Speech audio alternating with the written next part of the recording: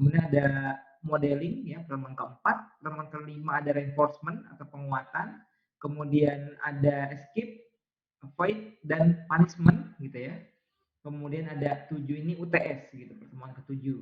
Nah, biasanya yang udah kalau UTS saya suka ngasih Google Form aja nih, isi gitu ya. Ada pilihan ganda, benar salah dan lain-lain. Tapi karena kita sudah mulai ke merdeka belajar gitu ya, terus jangan lagi benar salah dan konsep pilihan ganda dan lain-lain, akhirnya kita memutuskan untuk nanti UTS dan UAS ini kebanyakan project gitu ya, atau minimal analisis lah gitu ya. Misalnya ada kasus ini, analisisnya kayak gimana, pendekatan dari teori psikologi belajar kognitif, misalnya seperti itu ya. Kemudian ada pertemuan ke-8, kognisi sepanjang masa kehidupan ya. Nah, selanjutnya pembentukan konsep, logika dan pengambilan keputusan ya, itu gimana tuh kita kalau melakukan konsep kemudian berlogika dan mengambil keputusan itu seperti apa sih gitu ya. Kemudian yang 10 itu ada pengantar dan metode penelitian psikologi kognitif, kemudian ada pemecahan masalah, kreativitas dan intelijensi manusia. Nah, kreativitas menarik nih gitu ya untuk teman-teman yang kreatif, atau gimana sih cara mengukur kreativitas seseorang misalnya. Itu kita bisa tahu nanti gitu ya. Meskipun nanti pendalamannya ada di psikodiagnostik mata kuliah lain ya, minat bakat gitu ya, kreativitas dan lain-lain. Kemudian ada pertemuan ke-12 itu melupakan dan mengingat. Nah, gimana manusia itu berproses melupakan? Gimana proses lupa? Gimana proses mengingat? Gimana cara manusia mengingatnya biar jangka panjang misalnya ya, very long term memory misalnya. Gimana caranya gitu ya. Kemudian ada 13 ini kecerdasan buatan, yang ini juga udah banyak banget di sekeliling kita ya. Ya contohnya mungkin smartphone misalnya gitu ya. Kan dia kameranya nih yang kalau dia semakin bagus itu kameranya udah ada AI-nya gitu ya, artificial intelligence, yang misalnya bisa mendeteksi wajah gitu ya. Bisa membuat wajah lebih cantik, lebih ganteng misalnya ya, itu bisa juga ya pakai AI itu. Kemudian pertemuan ke-14 ada bahasa gitu ya. Bagaimana cara manusia berbahasa gitu ya. Eh Ya mungkin teman-teman kalau update nih ya di media sosial ya, siapa tuh Vicky Naki kali ya, yang dia bisa banyak bahasa gitu, itu gimana sih bisa kayak gitu gitu ya, nanti kita bahas juga. Nah kemudian pertemuan ke-15 ada review tugas dan studi kasus dalam belajar kognitif. Nanti kita pertemuan ke-15 itu review, kemudian mendiskusikan mau kayak gimana nih uasnya, tugasnya gitu ya. Nanti pertemuan ke-16-nya ya tinggal presensi dan mengumpulkan hasil dari pekerjaannya atau tugasnya gitu ya. Oke, nah ini penilaiannya teman-teman. Tugas kelompoknya 20% ya. Kemudian ada tugas individual atau kuisnya 10%. Nanti kalau ada kuis dan materinya apa pasti akan saya beri tahu dulu gitu ya sebelumnya. Kemudian ada UTS 30% dan UASnya 40% gitu ya. Ini kita sepakatin aja lah ya, biar ininya misalnya UTS-nya 70% misalnya, UASnya sisanya tugas kelompok dan lain-lainnya nggak usah misalnya gitu-gitu. Nggak usah ya, kita ikutin aja ini gitu ya.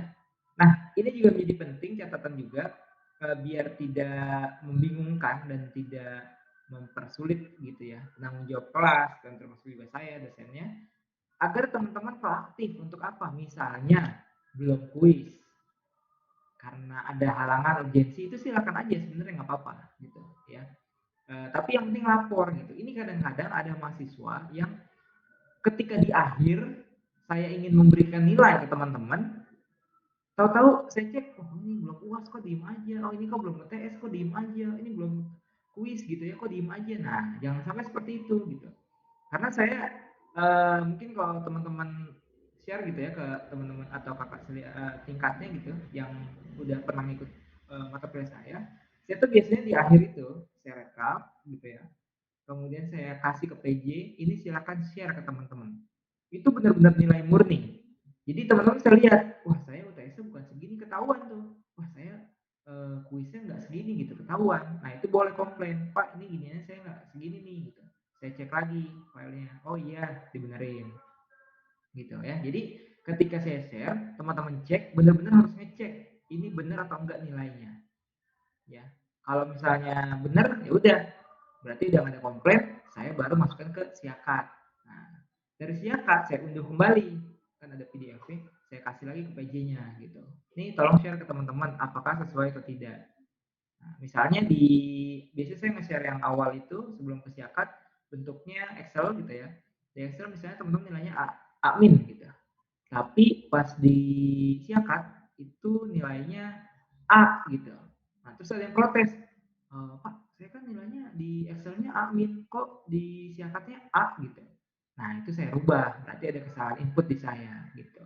Ya, seperti itu. Jadi kita bareng-bareng kerjasama biar sampai akhir perkuliahan menyenangkan lah prosesnya gitu ya. Kita lanjut. Nah, ini tata tertibnya teman-teman. Jadi mahasiswa wajib melakukan presensi di setiap pertemuan gitu ya. Ini kita juga sama-sama paham ya bahwa kalau misalnya pertemuan secara daring seperti ini kan kita nggak tahu ya kalau misalnya di MS Teams itu teman-teman lagi ngapain, lagi di mana gitu ya. Dan sebaliknya teman-teman juga nggak tahu kalau lagi nggak meet seperti ini saya lagi di mana, lagi ngapain gitu. Jadi mohon keaktifannya gitu ya. Kalau saya mengusahakan kalau nggak ada tugas-tugas dari kampus gitu ya, dari prodi atau dari fakultas, saya akan stay kayak gini gitu, karena saya tahu ada kelas gitu. Ya. Jadi silakan nanti keaktifannya gitu, untuk diskusi, untuk bertanya, untuk jawab, untuk berpendapat gitu, ya. Karena itu yang nanti akan banyak eh, kita lakukan gitu, ya. Memiliki buku atau textbook yang digunakan sebagai referensi. Nah ini saya juga belum diskusi dengan dosen yang mengampu ini semuanya gitu ya. Mau kayak gimana nih, apa dikoordinir atau tidak gitu ya. Atau teman-teman bebas aja mau beli di mana aja dan lain-lain gitu ya. Ya kita harus tetap mematuhi protokol kesehatan gitu ya. Nggak bisa berkerumun atau yang mau beli ke kampus apa gimana gitu. Repot banget gitu ya. Tapi silakan aja, referensinya banyak banget gitu. Karena ini ilmunya kan psikologi belajar kognitif ini udah lama banget ilmunya gitu ya, teori-teorinya, jadi banyak banget orang yang udah ngebahas gitu ya. Jadi nggak ada istilah kesulitan referensi lah gitu ya. Jadi bukunya dari mana aja, artikel semua boleh. Nah ini tidak diperkenankan mengikuti kegiatan belajar di kelas lain ya tentu gitu ya, karena teman-teman udah mengisi KRS sesuai dengan di sini. Selalu standby gitu ya dan aktif gitu ya selama perkuliahan, baik asinkronus maupun sinkronus misalnya gitu ya. Kemudian ada pengumpulan tugas dilakukan tepat waktu ya.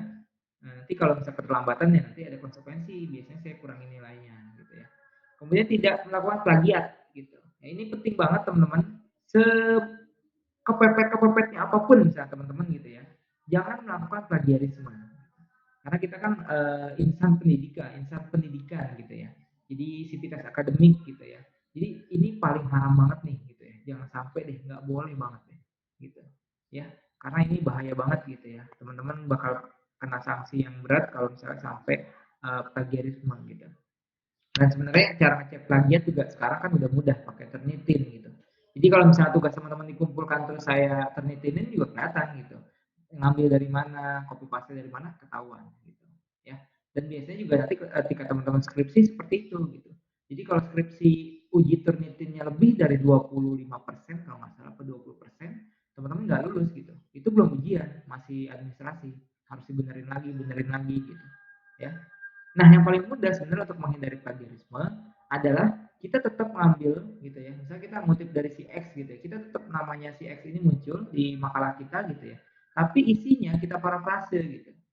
Ya, jadi dibedain gitu. Tapi intinya tetap sama. Gitu. Itu yang parafrase ya.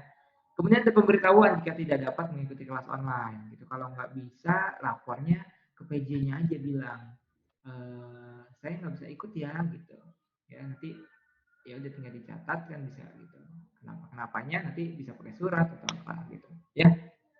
Tapi mudah-mudahan karena online gini apapun kondisinya bisa ikutan lah ya gitu. Oke. Nah, ini referensinya. Saya sebenarnya ada buku ajar yang juga ngambil dari Solso nih. Tadi Alisa kalau nggak salah udah share juga ini ya bukunya gitu. Iya, bukunya seperti itu memang gitu. Dan buku ajar yang saya buat dengan Pak Bum Bum juga itu memang mengacunya ke Solso gitu. Ya.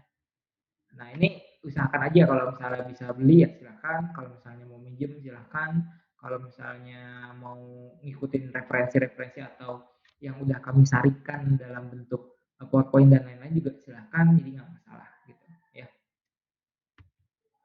Oke, sip. Dari saya itu dulu. Ada yang mau ditanyakan dulu nggak? Silahkan yang mau ditanyakan. Saya stop share dulu. Ya, Pak, saya terkait. mau nanya dong, Pak. Ya, silakan. Ya, yang tadi kata Bapak mengenai pembelajaran melalui MS Team itu sistemnya sama kayak pas Bapak ngajar statistika deskriptif melalui video dari YouTube kemudian kita berkomentar atau melalui MS Team-nya video call-nya gitu, Pak? Nah, iya, kalau dari MS Team persis ya kayak statistik deskriptif berarti gitu ya. Kurang lebih seperti itu. Karena kalau misalnya pakai yang Meet itu agak lemot banget gitu. Mendingan enakan ini nih. Ini meskipun 30 menit yang gratis-gratis gitu ya, itu juga enak gitu ya. Jadi nggak apa, lebih enteng lah menurut saya gitu. Nah nanti kalau misalnya kita diperlukan, kita bisa juga pakai apa Zoom seperti ini nanti saya akan buat gitu, ya. Karena Baik. ini kan kebanyakan teori ya, kebanyakan teori gitu ya. Jadi benar-benar kita harus paham konsepnya gitu. Jadi nanti kita akan langsung ke MS Team setelah ini gitu ya. Nanti akan saya berikan beberapa ada video YouTube juga, ada PowerPoint juga gitu ya atau PDF bentuknya nanti kita pelajari bareng-bareng, nanti kita diskusikan gitu. Ya. Mudah-mudahan aktif nih. Kalau kelas yang sebelumnya alhamdulillah kelas yang jam 8 itu aktif banget, pertanyaannya banyak banget, yang jawab juga banyak banget gitu ya, sampai saya bantu-bantu jawab dan lain-lain. Dan di akhir baru kita bareng-bareng simpulkan atau bisa dibaca nanti hasil-hasil dari diskusi teman-teman juga gitu ya. Gitu paling ya Sri ya. Iya, Pak. Makasih, Pak. Ya, sama-sama. Oke, yang lain ada lagi yang mau ditanyakan? Oh ya teman-teman mungkin mayoritas sudah ikut kelas saya yang statistik deskriptif misalnya gitu ya. Nah itu juga jadi gambaran akhirnya kan. Oh iya Pak Erik nih kayak gini ya gitu cara mengajarnya, cara di MS Teams seperti apa dan lain-lain itu ya seperti itu kurang lebih gitu ya. Karena kalau misalnya kita tiap pertemuan, makanya ada asinkronus, ada sinkronus gitu ya. Bayangkan kalau misalnya setiap pertemuan itu dosen pakai Zoom misalnya.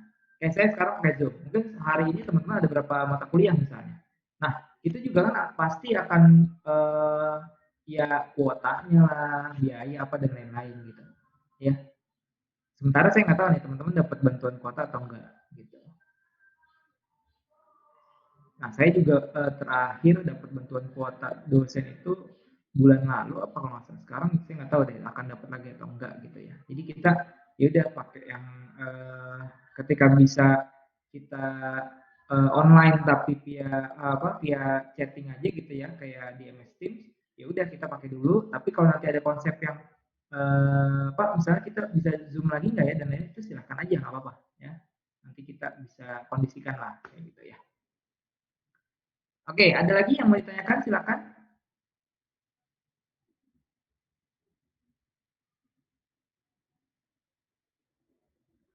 Yang ingin ditanyakan terkait dengan perkuliahan. Ini menarik perkuliahannya ya, karena memang eh, psikologi banget lah gitu ya.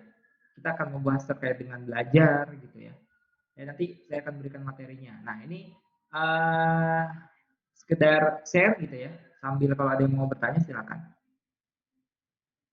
Proses belajar gitu ya. Proses belajar itu kan dari kita tahu ya, dari kita tidak tahu menjadi tahu gitu ya. Oke, saya ulangi ya. Proses belajar itu dari kita tidak tahu menjadi tahu. Dari kita tidak terampil menjadi terampil gitu. Nah, sekarang saya mau tanya sama teman-teman. Kira-kira kalau misalnya seekor burung gitu ya, seekor anak burung nih terbang gitu ya. Apakah itu merupakan proses belajar atau bukan? Belajar, Pak. Belajar?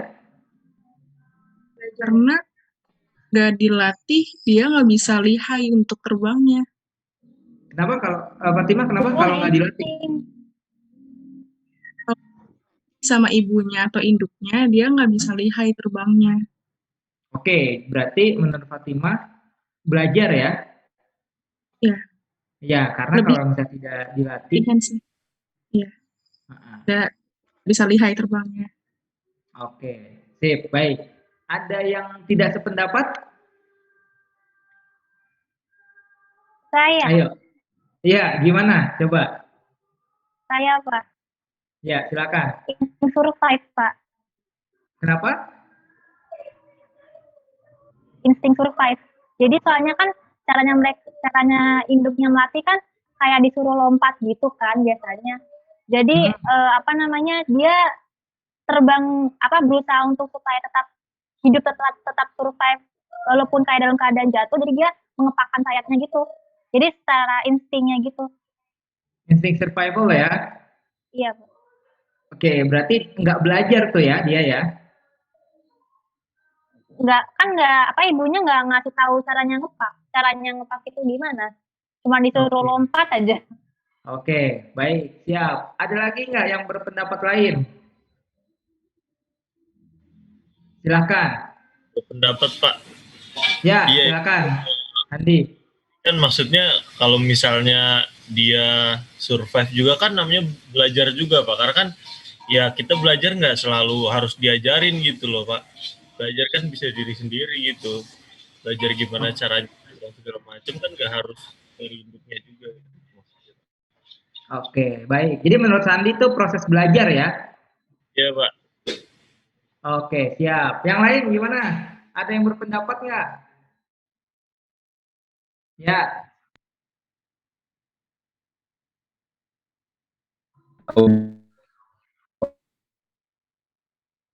oke.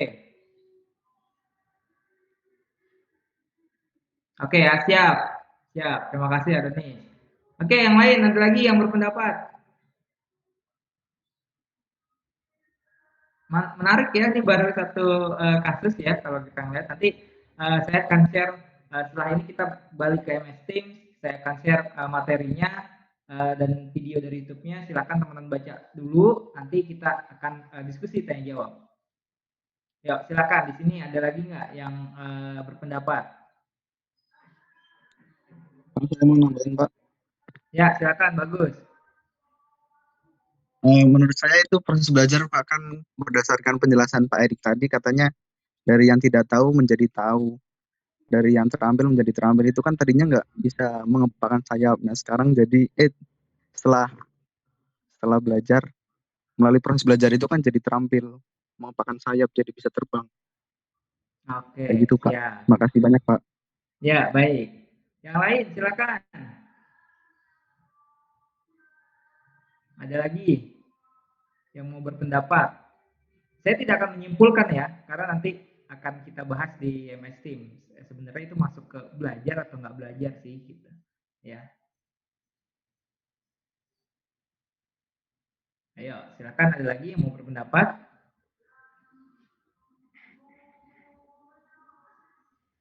Kalau menurut saya sih itu bukan belajar sih Pak, Ya, karena eh, yang namanya hewan itu mereka lebih ke menggunakan insting mereka. Contohnya itu kan tadi induk burung itu apa namanya menjatuhkan anaknya supaya dia bisa terbang kan. Tapi si induknya ini tahu kalau anaknya bakal bisa terbang karena kenapa? Karena dia itu bisa terbang sendiri, induknya bisa terbang gitu Pak. Jadi ya insting aja gitu. Jadi induknya tahu anaknya bakal bisa terbang bagaimana caranya. Gitu sih Pak. ya. Oke, baik. Fabian, terima kasih. Oke, ada lagi yang lain yang mau menambahkan atau yang mau berpendapat nih kayaknya belajar ini enggak gitu. Atau ada yang netral. Saya netral aja deh Pak gitu kan. Ada, silakan.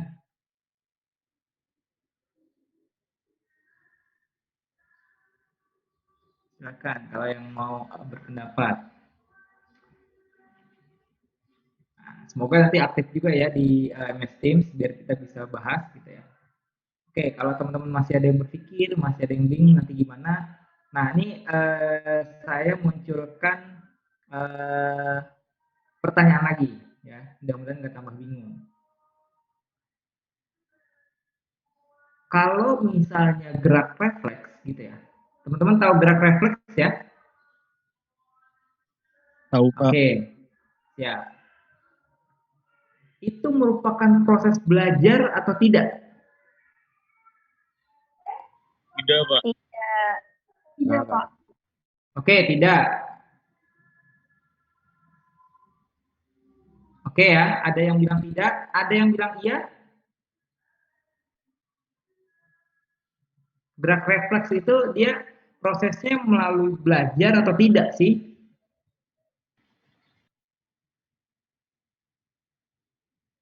Oke, coba yang bilang tidak, argumentasinya seperti apa? Silakan. Ya Pak, misal tangan kita kena panas gitu kan. Kita tuh kan nggak Oke. harus ngerti dulu kalau ini panas gitu, langsung tarik aja tangan gitu. Jadi kita kalau di biologi itu dia nggak lewat otak tapi lewat tulang belakang kalau nggak salah. Jadi refleks aja gitu. Maksudnya informasinya kayak gitu deh Pak. Saya agak lupa juga sih. Oke, baik. Ya. Nanti itu akan dijelaskan lagi tuh di Paal tuh, ya. Siap, oke yang lain gimana? Kalau menurut saya bisa disamakan kayak emosi wajah gitu sih, Pak. Misalnya kan dari bayi kita kalau diceluk-bain sama atau ayah ibu kita kan reaksi spontan kita tuh kayak ketawa gitu, Pak. Jadi nggak dipelajari gitu sih, Pak. Oke, jadi apa proses belajar atau tidak, Febian? Enggak, Pak. Bukan belajar, Pak. Enggak ya, oke, baik. Ada yang bilang bahwa gerak refleks ini belajar? Coba silakan, nggak apa-apa. Argumentasinya apa gitu ya? Kayak seperti tadi Sandi, Febian gitu ya. Bisa eh, mengutarakan lah. Yang penting pokoknya di kelas saya itu jangan sampai takut salah, jangan sampai takut berpendapat gitu ya. Jangan sampai aduh saya gini aja deh gitu, jangan. Jadi kita harus benar-benar bisa menyampaikan apa yang kita pikirkan gitu. Dan kalaupun salah kan kita juga nggak langsung misalnya dibully lah atau apa, enggak. Jangan sampai ada yang bully kita bully balik bareng-bareng ya gitu ya. Jadi kita akan lebih enak kan jadinya gitu. Ya, jadi jangan sampai mau ngetik nih dihapus lagi. Ini bener nggak ya pertanyaannya ya? Ntar nggak nyambung lagi. Nggak usah kayak gitu ya. Jadi langsung aja tanyain aja yang terlintas gitu ya.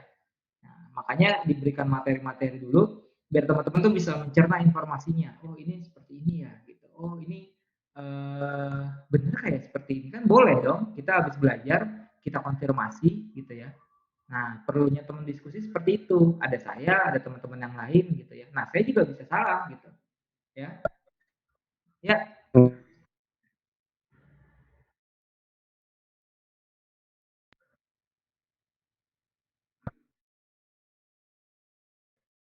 Mm-mm.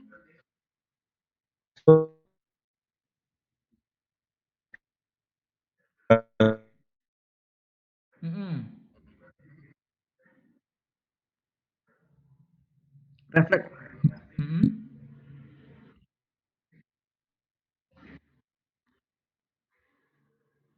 Ya, itu bentuknya refleks atau apa perilaku yang dikondisikan, apa perilaku yang Kondisikan. dikondisikan? Conditional.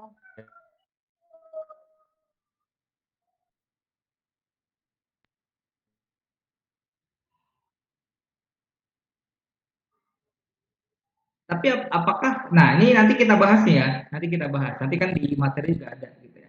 Nanti kita lihat apakah, jadi yang disebutkan refleks itu seperti apa, kemudian yang disebutkan sebagai tindakan yang dikondisikan seperti apa, kemudian ada stimulus respon seperti apa gitu ya, nanti kita akan bahas ini ya, makanya ini menarik nih gitu ya.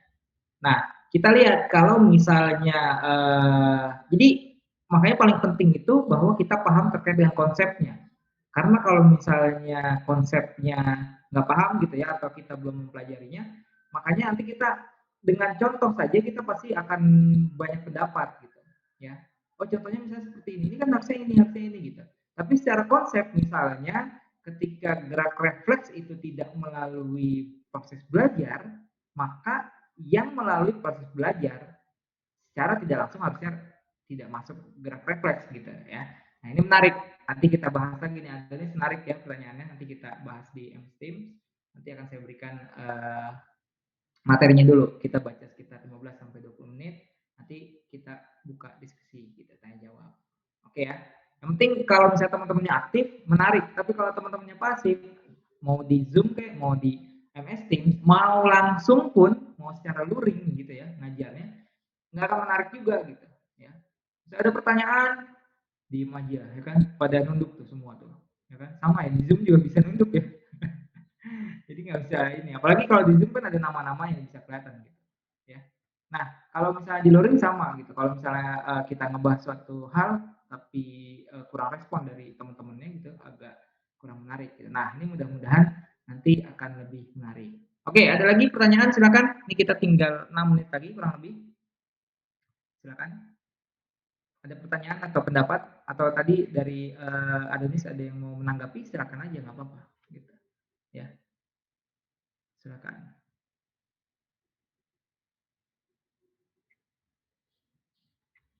Oke, ini ada 50 ya. Sesuai kalau nggak salah di MS Teams juga ada sekitar 50 orang.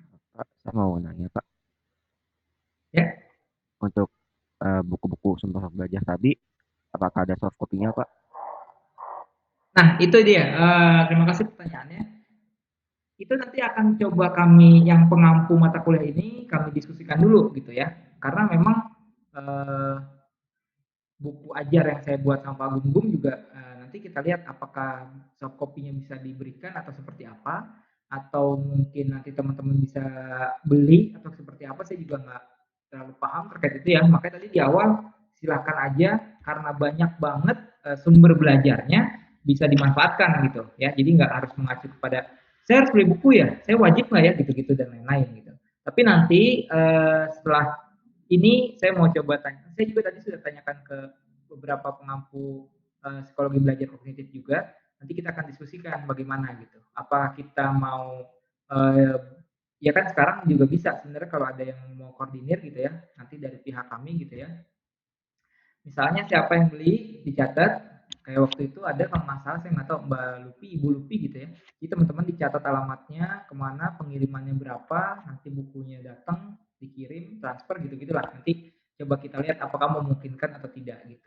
Ya, oke nanti saya update kembali ke melalui Alisa gitu ya, IG-nya.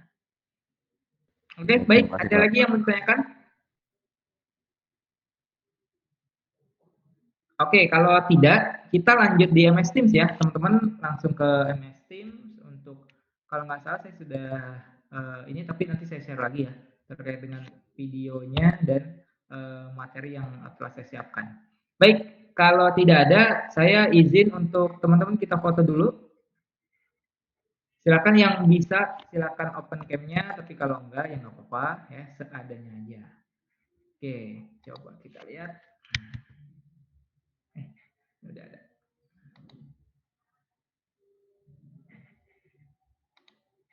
Ya. Oke, udah siap nih yang slide 1 dulu ya. Mana nih?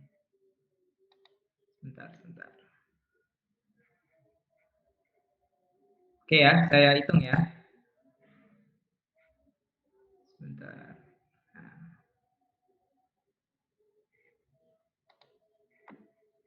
sebentar teman-teman. 1, 2, 3.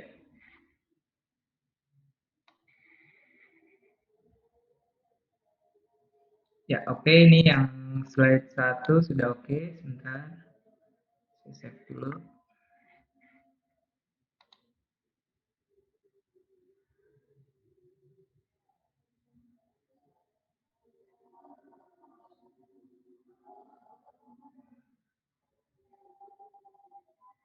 Oke, sebentar ya.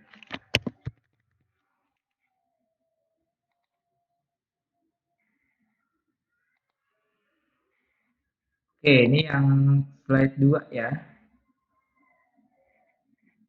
Oke, slide 2. 1, 2, 3. Oke.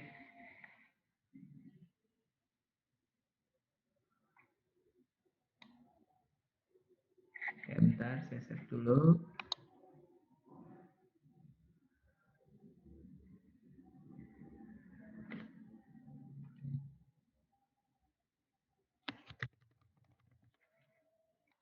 Sip, oke baik teman-teman.